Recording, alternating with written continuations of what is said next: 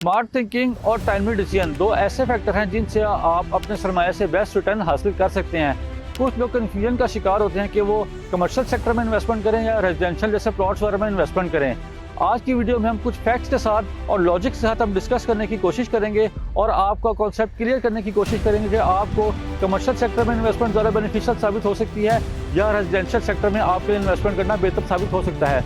और साथ ही साथ आपको एक ऐसे प्रोजेक्ट का लाइव विजिट करवाएंगे जो कि आपके लिए फ्यूचरिस्टिक पॉइंट से एक गोल्डन अपॉर्चुनिटी साबित हो सकता है। So keep on watching my video till and.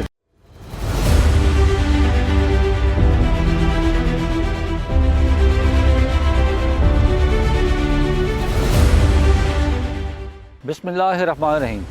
अस्सलाम वालेकुम। This is Sheikh Umair from titanium group. Viewers, आप जानते हैं टाइटेनियम ग्रुप के प्लेटफॉर्म से आपको डिफरेंट सोसाइटीज़ के बारे में और कमर्शियल प्रोजेक्ट्स के बारे में अपडेट किया जाता है। आज मैंने अपनी वीडियो के शुरू में आपसे डिस्कस किया है कि आज हम कमर्शियल का और एक रेजिडेंशियल का थोड़े एस्पेक्ट का जायज़ा लेंगे कि कौन सा आपके लिए ज़्यादा बेनिफिशियल साबित हो सकता है। अगर हम रेजिडेंशियल प्रोजेक्ट्स की बात करें तो रेजिडेंशियल प्रोजेक्ट्स को हम बेसिकली सेविंग प्लस इन्वेस्टमेंट में शुमार करते हैं। मीन्स ये कि वो आपको 2 से 3 साल बाद 4 साल बाद आपको आपके इन्वेस्टमेंट का बेस्ट रिटर्न देते हैं। उसमें भी आपकी इन्वेस्टमेंट सेव एंड सिक्योर होती है इन अ सेंस कि अगर आपने किसी अच्छे डेवलपर के प्रोजेक्ट में इन्वेस्टमेंट की हुई है या आपका प्रीवियस रिकॉर्ड जो सा उस डेवलपर का वो सेफ एंड साउंड है तो आप उसमें भी नो डाउट की इन्वेस्टमेंट कर सकते हैं। लेकिन बाय द टाइम अब जैसे जैसे टाइम चेंज हुआ है तो रियल एस्टेट के डायनामिक्स चेंज हुए हैं।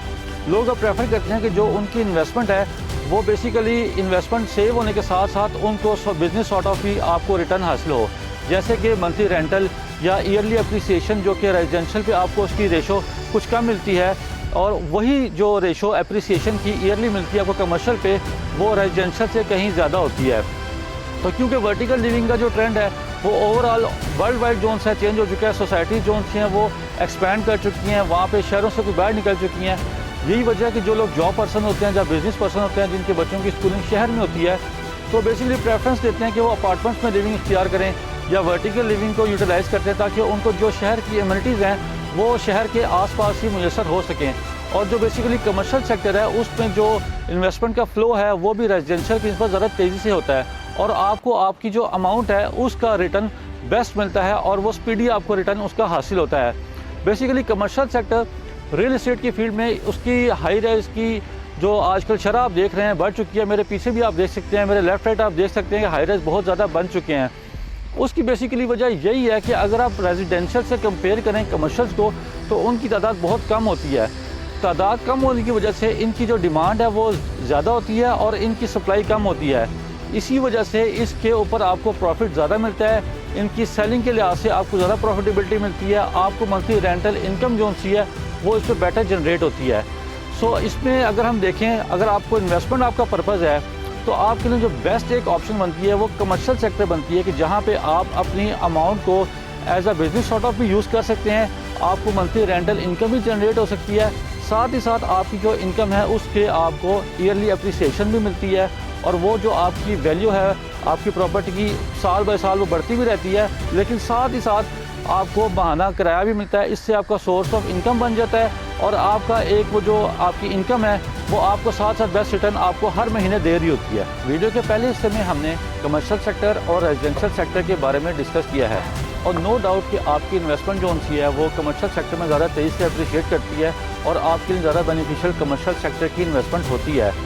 तो बेसिकली कमर्शियल सेक्टर में आपको जब भी इन्वेस्टमेंट करें तो आपको 2 चीज़ें बेसिकली देखना पड़ती हैं। उसमें ये है कि सबसे पहले प्रोजेक्ट की इटसेल्फ लोकेशन बहुत मैटर करती है उसके अंदर और जो उसका प्रीवियस रिकॉर्ड है वो बहुत ज़्यादा मैटर करता है। अगर तो टाइमली डिलीवर किया हुआ है पहले और उस प्रोजेक्ट में जहाँ पर इन्वेस्टमेंट करने जा रहे हैं उसकी लोकेशन ऐसी है कि जो फ्यूचर वाइज आपको ज़्यादा बेनिफिट देगी, जहाँ पॉपुलेशन का फ़्लो ज़्यादा होगा, जहाँ ब्रांड ज़्यादा आएंगे तो वो चीज़ आपके लिए हमेशा से फ़ायदेमंद साबित होगी।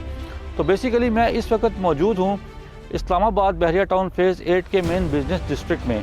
मेरे पीछे आप देख सकते हैं बोर्ड लगे हुए हैं द व्यू 2 के। द व्यू 2 जैसे कि नाम से जाहिर है कि दूसरा प्रोजेक्ट है टाइटेनियम ग्रुप का। जो द व्यू 1 है वो अल्हम्दुलिल्लाह वो हम बिफोर टाइम डिलीवर करने जा रहे हैं। उसकी जो बिल्डिंग है वो ऑलरेडी बहरिया टाउन लाहौर में कंप्लीट हो चुकी है और वो इंशाल्लाह नियर फ्यूचर में आपको उसका पोजीशन भी मिल जाएगा। द व्यू 2 की अगर मैं आपसे प्लॉट की बात करूँ तो ये बेसिकली एक हाइटेड प्लॉट है जहाँ पे जो भी प्रोजेक्ट बनेगा तो उसकी लोकेशन जो उनसे हाइटेड पे होने की वजह से बहुत ही एक यूनिक लोकेशन आपको मिलेगी।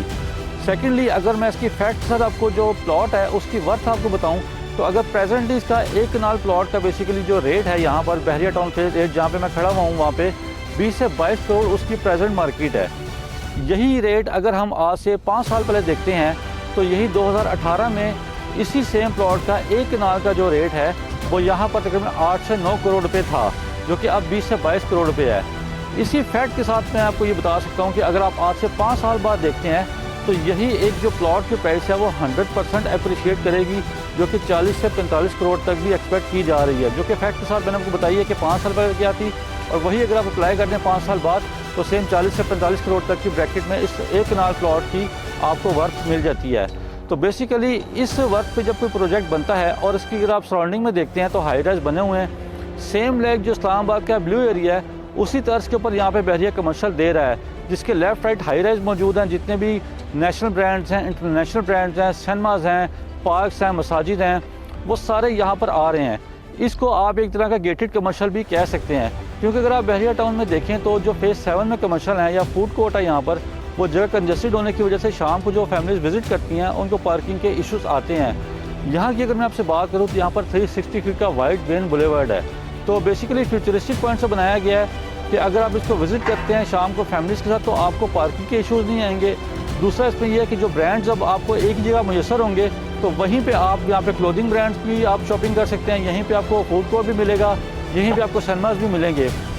तो इसमें सबसे मेन जो चीज़ है वो ये है कि द व्यू 2 के सबसे नियरेस्ट आपको एक जो पॉइंट मिलता है वो एक तो पीसी होटल यहाँ पे बन रहा है, उसके अलावा यहाँ पर रमादा होटल की ब्रांच यहाँ पर आ रही है। फिर स्टैचू ऑफ लिबर्टी एक ऐसा पॉइंट है यहाँ पर पॉपुलेशन का फुटप्रिंट बहुत ज़्यादा होता है।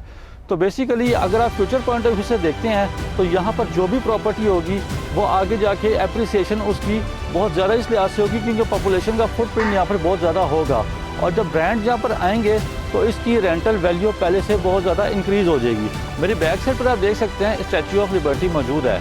मेरे राइट साइड पर ये मेरे कैमरामैन अगर आपको दिखाएं तो ये लोकेशन है द व्यू 2 की। बेसिकली ये 360 फीट का वाइड मेन बुलेवर्ड यहाँ पे मौजूद है, और बेसिकली इसके स्ट्रक्चर की मैं आपसे बात करूँ तो ये 2 कनाल के ऊपर प्रोजेक्ट बन रहा है।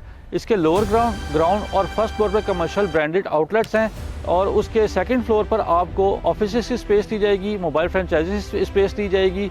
उसके साथ साथ आपको तीसरे से छठे फ्लोर तक रेजिडेंशियल अपार्टमेंट्स दिए जा रहे हैं। 7th और 8th फ्लोर पर आपको full furnish hotel apartments provide किए जा रहे हैं। तो बेसिकली अगर रेट्स की मैं यहाँ पे आपसे बात करूँ तो यहाँ पर रेट्स अगर लोकेशन के लिहाज से देखें तो बहुत ही कन्वीनियंट हैं, और बेसिकली इसकी जो सक्सेस है उसकी मेन रीज़न ही ये है कि आपको प्री लॉन्चिंग जो प्राइसेस हैं उस पर बहुत ही कन्वीनियंट रेट आपको प्रोवाइड किए जा रहे हैं।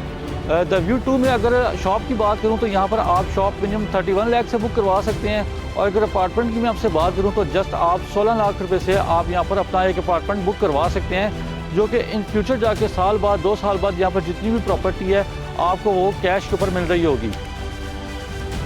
यस, द व्यू 2 की प्री लॉन्चिंग प्राइसेस पर लॉन्चिंग इटसेल्फ एक सक्सेस स्टोरी है।